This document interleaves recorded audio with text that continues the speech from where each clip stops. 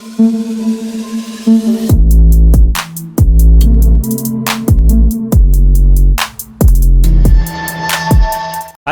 warahmatullahi wabarakatuh nih teman-teman ya. Oke. Sebelumnya teman-teman ya, gue ucapin terima kasih banget atas dukungan teman-teman semua selama ini terhadap Didi Channel. Oh ya, sebelumnya selamat pagi juga buat teman-teman semua yang udah nonton video ini gitu teman-teman ya. Dan seperti biasa ya, di hari ini gue juga mau share informasi lagi ya seputar perkembangan Bitcoin. Kenapa kok Bitcoin terus bang? Ya karena memang untuk saat ini narasinya itu lebih mengarah ke Bitcoin gitu teman-teman ya. Narasi Bitcoin itu cukup kuat lah bisa dibilang ya daripada kripto-kripto lainnya. Mungkin kalau kripto-kripto lainnya untuk updateannya ya itu seputar updatean internal ya teman-teman, internal mengenai fundamental proyek. Tapi kalau udah nyangkut mboknya kripto ini updateannya itu selalu ini teman ya, berkaitan dengan institusi atau regulasi ya. Dan ketika mboknya kripto itu ada dampak positif, otomatis semua altcoin terkena dampaknya juga ya. Makanya cukup penting banget buat kita update terus ya mengenai perkembangan and news kripto ini teman ya, khususnya Bitcoin teman. Nah, di video kali ini ya, gue akan mencoba untuk cek ada sentimen apa aja yang dialami oleh Bitcoin selama ini, baru-baru ini gitu teman. Nanti bakal gue update semua di video ini, so pastikan kalian tonton sampai habis teman. Dan buat teman-teman semua yang mungkin belum subscribe channel ini, kalian bisa subscribe dulu teman ya, karena setiap harinya di sini gue akan update terus ya mengenai updatean news seputar cryptocurrency serta sentimen-sentimennya dan review-review project crypto teman ya, sesuai request teman-teman. Nah, dan buat teman-teman juga yang mungkin saat ini masih belum gabung di grup Telegram gua, silahkan gabung teman ya. Karena apa? Karena setiap harinya gue juga akan share informasi seputar news cryptocurrency serta sentimen-sentimennya teman. Dan sudah dipastiin kalian gak bakal ketinggalan mengenai info seputar news cryptocurrency. Untuk link join gue sediain di kolom deskripsi, jadi kalian tinggal klik aja. Oke, kita akan coba lanjut ya teman, lanjut mengenai pembahasan cryptocurrency teman ya. Oke, jadi di sini teman ya, untuk level Bitcoin saat ini berada di level 42.700 teman ya. Jadi memang semalam tuh ada kenaikan ya, ada kenaikan sebesar 3,61%. Nah, penyebabnya ada banyak teman, ada banyak ya teman ya. Salah satu penyebab dari kenaikan Bitcoin sepertinya udah gue infoin juga ya temen ya, sepertinya udah gue infoin juga di video gue sebelumnya, bahwa banyak orang saat ini tuh ada yang spekulasinya ya, ingin buy the dip temen ya, ingin buy di harga bawah gitu temen ya, untuk mendapatkan cuan ketika ada kenaikan harga seperti ini ya. Oke, itu salah satunya. Dan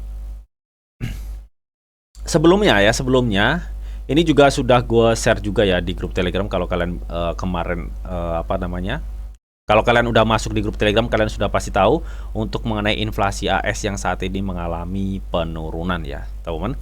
Dan saat ini berada di level sekitar 3,1% ya. Jadi di bulan-bulan sebelumnya itu levelnya kalau nggak salah di 0,37 sampai 3,2% untuk level inflasi ya, hasil CPI. Dan yang cukup bagus untuk hasil CPI di bulan November ini berada di tingkat 3,1% teman ya. Jadi meskipun ya teman ya, meskipun nih ya untuk inflasi di AS menurun, tapi ini masih jauh dari target Amerika Serikat yang menargetkan inflasi AS itu harus di level 2% teman ya. Jadi masih jauh banget untuk targetnya, tapi paling enggak ya ini sudah menunjukkan ekonomi AS itu sudah mulai stabil teman ya. Dan biasanya info-info seperti inflasi turun ini teman ya, inflasi turun ini biasa akan berdampak ke market cryptocurrency yang lebih up gitu, intinya seperti itu. Tapi info ini kan udah gue share ya, udah gue share di 3 hari yang lalu teman ya, mengenai inflasi ini teman. Dan waktu itu nggak ada efek sama sekali loh di market cryptocurrency. Biasanya untuk inflasi misalkan AS turun ya, itu ada efeknya. Biasanya market crypto itu cenderung up. Nah, saat ini nggak langsung efeknya, cuy. Ya, efeknya itu nggak langsung ya. Meskipun ini salah satu penyebab untuk market cryptocurrency saat ini mengalami kenaikan, teman ya. Ini salah satunya. Jadi masih banyak penyebab yang lainnya gitu, teman. Ya, jadi kenapa kok nggak langsung efeknya? Biasanya kan langsung nih. Inflasi turun ya DAS langsung biasanya sentimennya wush ya. Kenapa hal ini nggak terjadi lagi untuk market cryptocurrency? Artinya ini sudah bisa kita artikan ya bahwa dolar sudah saat ini terlihat nggak berpengaruh, nggak dominan lagi ya teman ya di ekonomi gitu teman ya. Apalagi menyangkut kripto ya, jadi nggak dominan lagi untuk dolar. Karena saat ini memang banyak negara, bahkan negara kita sendiri Indonesia juga sudah mulai meninggalkan dolar dengan menciptakan uang digital ya teman-teman. Oke. Jadi banyak sekali negara-negara yang sudah keluar dari dolar dan itu cukup bagus banget ya. Jadi intinya banyak negara saat ini tuh nggak tergantung dengan dolar lagi. Intinya nggak seperti tahun-tahun era yang dulu gitu teman ya. Dimana ekonomi AS goyang, dia ningkatin suku bunga, hancur semua ekonomi ya. Karena suku bunganya naik gitu teman. Ya. Jadi kali ini nggak terpengaruh banget lah ya dengan isu-isu dolar ini atau sentimen-sentimen dari AS ya mengenai inflasi AS ya. Meskipun masih ada sih ya efeknya itu masih ada, tapi nggak seperti yang dulu. Intinya seperti itu, teman. Nah, karena saat ini apa namanya narasi untuk persetujuan ETF itu kalau menurut gue pribadi ini cukup masih panas banget, teman ya. Bahkan di Twitter itu banyak dari beberapa analis yang membahas intinya persetujuan ETF gitu teman. Nah baru-baru ini juga teman ya, ini gue kutip dari Coindex ya. Ini tuh ada ETF Bitcoin BlackRock sekarang mengundang partisipasi dari Bank Wall Street teman. Ya, karena memang untuk aturannya ya di bank di AS tuh nggak bisa langsung memiliki Bitcoinnya teman ya. Jadi untuk ETF Bitcoin untuk BlackRock ini katanya mengajukan ya teman ya, mengajukan perubahan pada struktur ETF Bitcoin katanya teman ya. Katanya ini diusulkan akan memungkinkan peserta yang berwenang atau AP di sini ya untuk membuat saham baru dalam dana tersebut dengan uang tunai, bukan hanya dengan mata uang kripto ya, yang pada dasarnya membuka pintu bagi bank yang tidak dapat memiliki kripto secara langsung. Ya, jadi perubahan pada struktur ETF Bitcoin Spot ini untuk nge-support para bank juga bisa memiliki saham ya di ETF Bitcoin Spot ini, teman. Oke, jadi perubahan strukturnya intinya buat itu, gitu teman ya. Karena memang untuk bank-bank itu nggak bisa diperbolehkan untuk memiliki aset kripto langsung, intinya seperti itu, teman. Oke, dan kemarin juga sempat gue infokan juga ya temen ya, ini mengenai apa namanya, banyak sekali kok yang menginfokan bahwa BlackRock dan teman-temannya itu ya menemui SEC untuk detail lebih lanjut mengenai Bitcoin ETF Spot ya teman. Nah ini juga gue kutip dari Bitcoin Magazine atau majalah Bitcoin ya, karena BlackRock bertemu dengan SEC untuk ketiga kalinya untuk membahas detail mengenai tempatnya Bitcoin ETF kemarin. Nah, jadi ini ada suratnya, teman. Jadi nggak hanya BlackRock sih ya yang bertemu, teman ya. Ada dari Franklin Templeton dan ada apa namanya Fidelity juga di situ, teman ya. Oke. Dan kita scroll ke bawah ya. Ini kita baca-baca mengenai info news atau sentimen-sentimen ya. Dan ini ya dikutip dari awager.guru ya, katanya Presiden Donald Trump merilis mungsup ya koleksi NFT ya. Jadi gue rasa ketika Donald Trump terpilih lagi, gue rasa aman untuk kripto di AS gitu teman ya. Bahkan kemarin tuh kalau nggak salah ya ada spekulasi bahwa ketika nanti Donald Trump terpilih katanya teman ya, dia tuh akan menindak langsung permasalahan selama ini. Kita tahu permasalahan selama ini kan kita dijegal ya oleh ketua SEC Gary Gensler dan salah satu senator AS si Warren itu ya, emak-emak ya. Kalau menurut gue pribadi karena kedua orang itu ya untuk pertumbuhan kripto di AS itu cukup tersendat, bisa dibilang seperti itu. Jadi ada timbul spekulasi bahwa ketika nantinya Trump terpilih, gue rasa kedua orang itu akan ya teman ya, atau intinya yang memberatkan kripto akan dihapus semua gitu teman, atau dicabut gitu teman ya. Oke. Itu spekulasi ya, sifatnya masih spekulasi. Jadi inti dari kebenarannya itu masih belum tahu kita, teman ya. Jadi banyak yang berspekulasi seperti itu. Dan kalau kita cek juga ya di sini tuh gue kutip dari James Shepard ini juga, dimana ini adalah salah satu Bloomberg Intelligence, teman ya, yang dimana dia ngepantau terus perkembangan ETF spot Bitcoin ya. Katanya ETF yang mendapatkan arus masuk sebanyak itu akan menjadi kasus keberhasilan yang ekstrim bahkan jika diukur dalam beberapa tahun Bitcoin.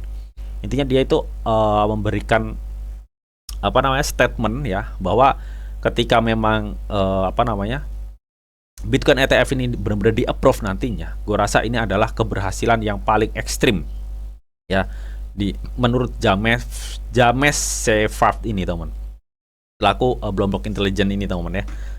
Oke. Jadi gue rasa juga seperti itu ya. BlackRock aja udah nyiapin dana 9 triliun, belum yang lagi ya. Belum kemarin yang baru baru ngedaftar ya aplikasi spot Bitcoin untuk kelas manajer aset itu juga cukup banyak.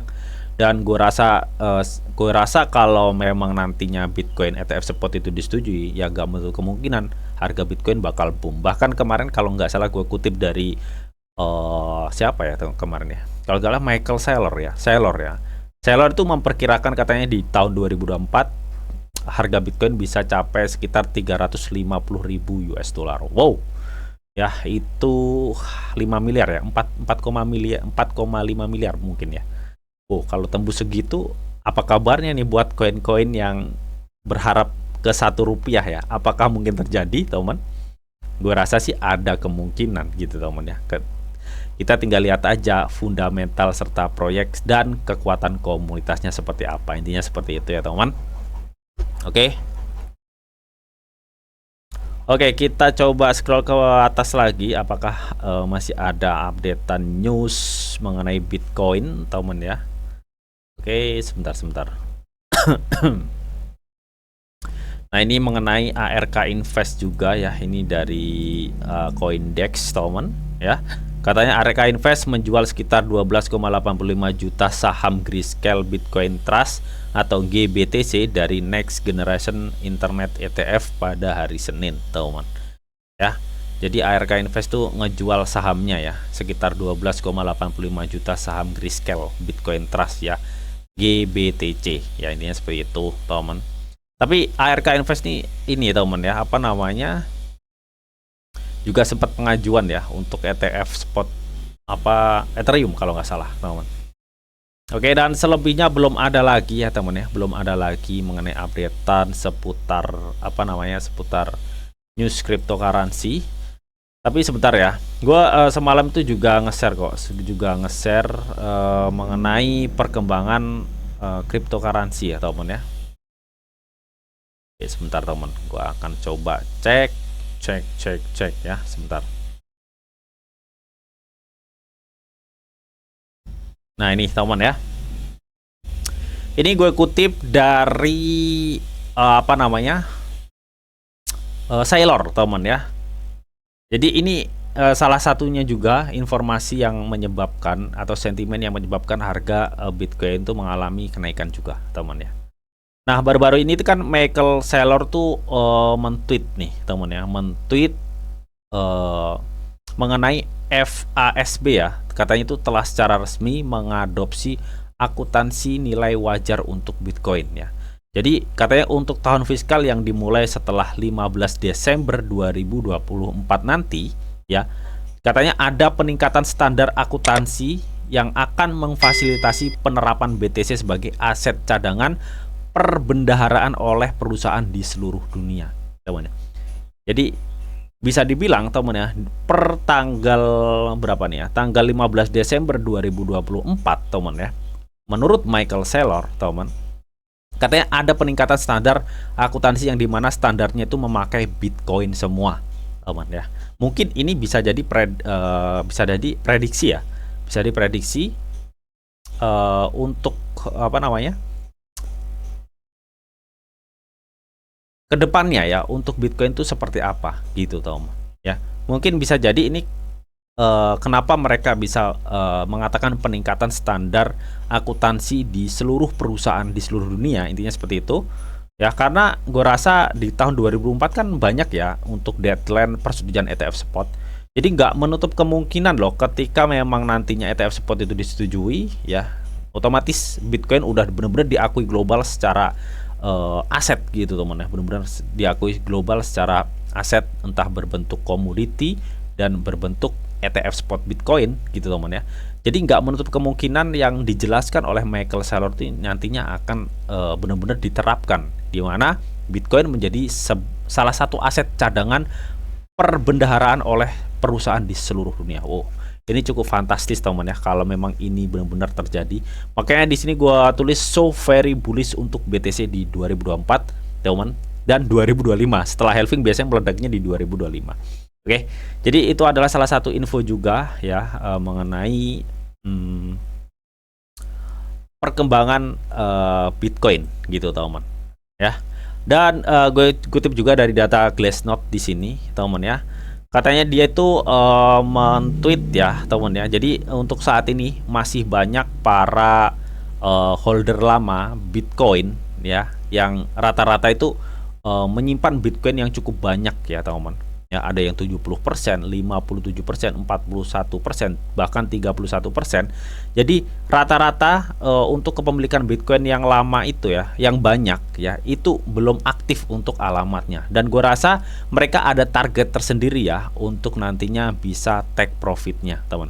Ya, berhubung saat ini kan momen-momen peralihan dan momen-momen narasinya itu ke ETF, otomatis gue rasa untuk kepemilikan atau holder Bitcoin yang memiliki jumlah Bitcoin yang besar-besar ini, sesuai dikutip dari data Glassnode, mereka tentunya memiliki target yang cukup besar juga untuk harga Bitcoin ya teman. Melihat dari maksimalis Bitcoin Saylor aja percaya bahwa Bitcoin akan tembus di level 350.000 gitu teman.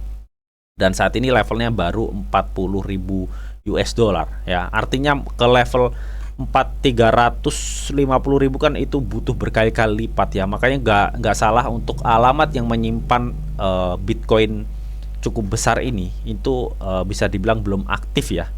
Jadi belum ada yang aktif teman ya. Kalau ini gua kutip dari data Glassnode ya. Ya gue rasa itu tadi, mereka punya target tersendiri untuk Bitcoin ke depannya teman ya. Oke, gue rasa targetnya nggak kecil teman ya. Yang punya ya, ibarat kata kalian punya aset besar gitu teman, punya aset besar, tentunya kalian harapan besar dong ya buat aset kalian itu tembus di harga paling tinggi gitu teman. Apalagi saat ini narasinya untuk persetujuan ETF itu cukup kuat banget. Gue rasa ini bakal nantinya di hot cukup lumayan teman ya, cukup panjang sampai nanti target mereka kecapai ya di titik tertinggi dari Bitcoin itu sendiri. Oke, jadi menurut gue pribadi seperti itu. Dan mungkin itu aja ya teman ya mengenai update news seputar sentimen cryptocurrency. So bagaimana menurut kalian mengenai hal ini? Kalian bisa tuliskan pendapat kalian di kolom komentar, oke? Namun tetap teman, di sini itu ada disclaimer on bahwa untuk trading dan investasi di dunia cryptocurrency itu sifatnya sangat berbahaya atau sangat-sangat beresiko tinggi teman. Jadi bijaklah kalian di dalam mengelola atau memanajemen keuangan kalian. Semua keputusan yang kalian ambil adalah tanggung jawab kalian masing-masing. Di sini dia hanya memberikan informasi yang didita untuk kalian semua. Oke, mungkin itu aja yang bisa gue sampaikan di video ini. Semoga bisa bermanfaat. Jika kalian suka video ini, jangan lupa kalian klik like, share, komen, dan di subscribe teman, karena sekali subscribe itu gratis dan tentunya kalian akan mendapatkan update-update video terbaru dan info-info terbaru dari Didi Channel. Oke, sampai jumpa. Bye-bye.